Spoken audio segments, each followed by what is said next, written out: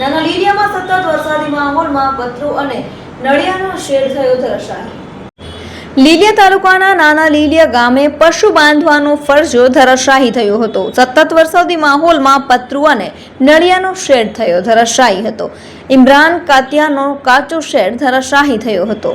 Shade ધરાશાયી થતાં mini tractor દબાયું હતું, જો કે કોઈ જાનહાનિ ન થતાં હાશકારો અનુભવાયો હતો।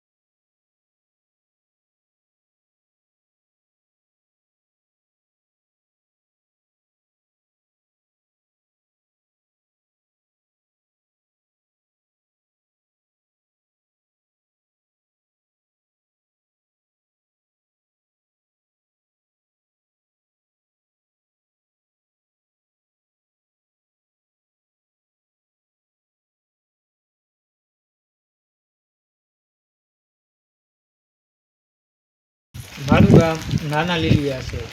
મારું નામ કાતિયાર ઇમરાન સિકંદરભાઈ છે, બરાબર। આજે સવારે વહેલી સવારે 7 વાગ્યે મારો ફરજો તમે જોઈ શકો છો કે જર્જરિત થઈ ગયેલ છે અને પડી ગયેલ છે।